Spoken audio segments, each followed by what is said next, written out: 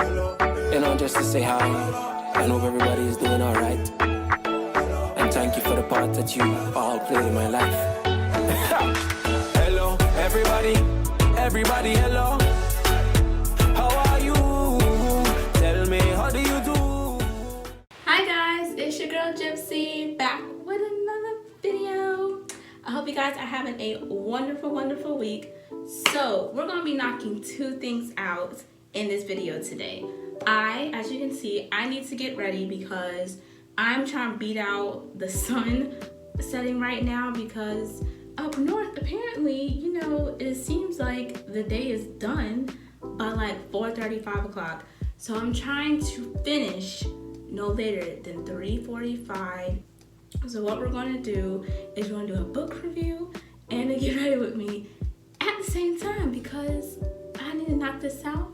And I want to also talk about this book with you guys. A caveat, if you see me kind of go like this with my right hand, I accidentally burnt these 4 fingers.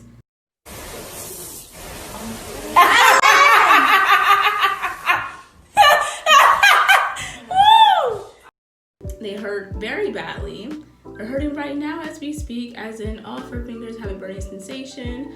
I'm gonna get aloe later, so don't worry, but I'm in a lot of pain, but let's get into it. So first of all, we are going to be talking about Everybody Looking by Candace Elo. I hope I said her name right. This is a YA book, and what I like about it is the book is in stanza form, and I love that because, you know, it's always good to get a break from, you know, chapter novels and stuff like that. Like, I think it's such a good way to, you know, just kind of take a reprieve off of that. So this book follows the character Ada. I believe it's Ada, ADA. Yeah, sorry guys if, you know, I say it wrong, I apologize. And we are taking from the time she's in her young childhood days to really, let me see.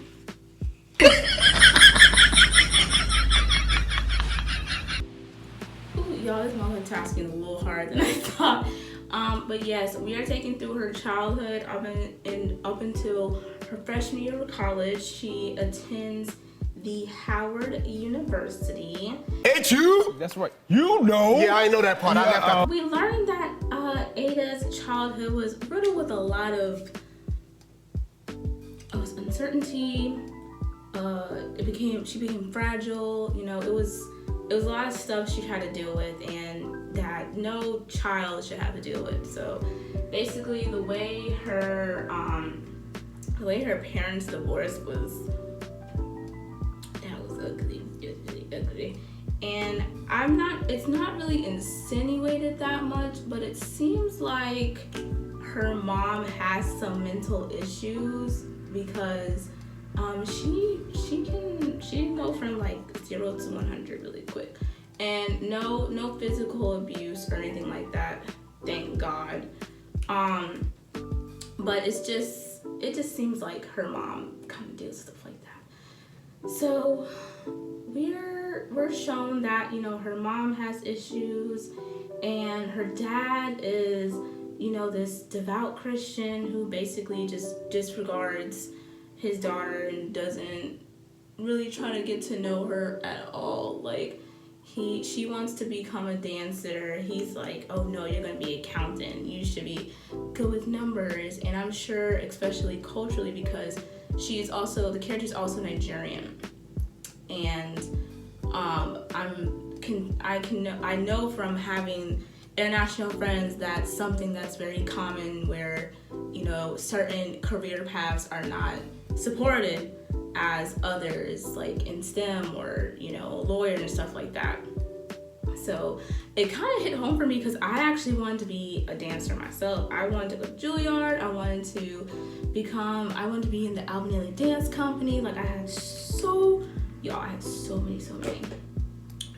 many dreams, but, you know, alas, that changed. Her freshman year was really tumultuous. Like, She basically enrolled as an accounting major. Did not want to do that at all. And I don't know if anybody's going to college, but I know you felt like, oh, like what I'm doing in college is not what I want to do. And sometimes you don't realize it until like maybe later down the road in your college career.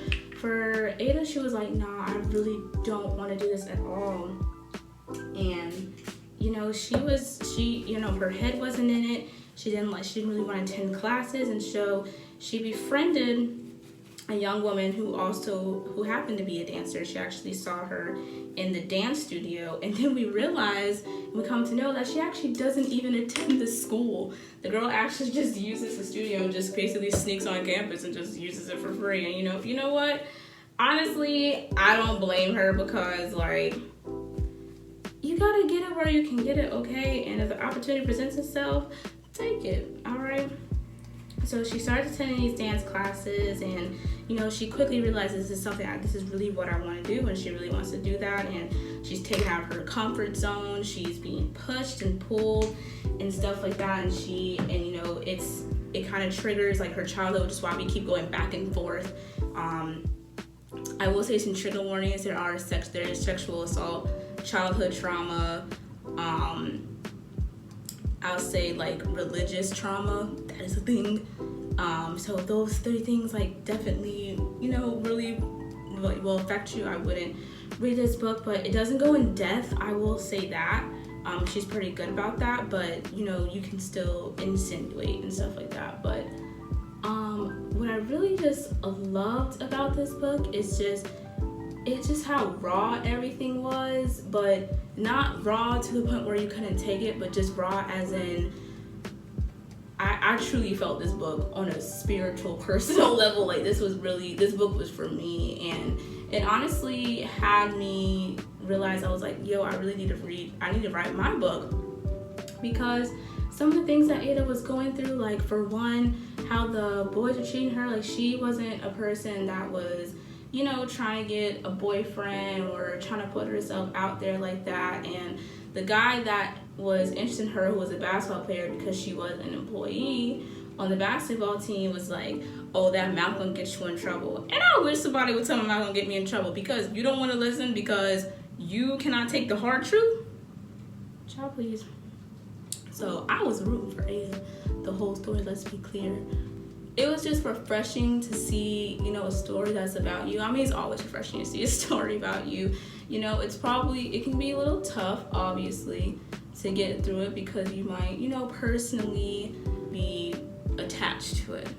I'll put it that way. But I think it's a way to be able to, it's kind of therapeutic. You can say like, oh, the way she got over it, I can get over this too. And this book is definitely for all college students, but especially if someone who's going to college, they're not sure what to do, or they've dealt with a lot in like their childhood, definitely pick this book up for them. Like I think this will be really beneficial and everything. And one last thing I want to pick out, I'm so glad she put this in the book. She included, basically, when it was being shown that she wasn't attending classes because she didn't want to, she doesn't want to be dealing with accounting or anything like that.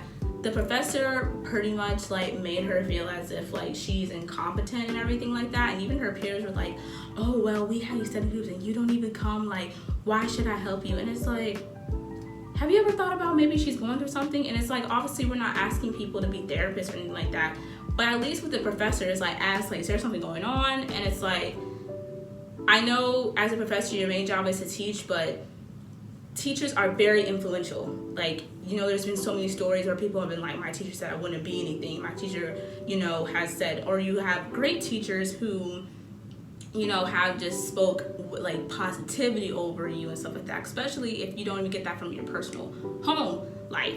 So I am so glad she included that, because I dealt with that myself, with having people like making me feel bad and like not even knowing what I was personally going through. So especially, and this is for anybody, and this is not to validate people's like you know, choices if they're doing something detrimental to you or anything like that.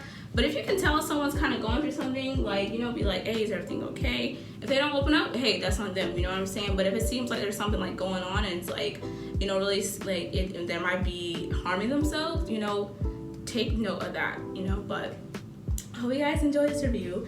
As you can tell, I did not finish my face, but I will come back to show you my finished look, okay? Okay, much better. And of course, we got that little glossy feeling.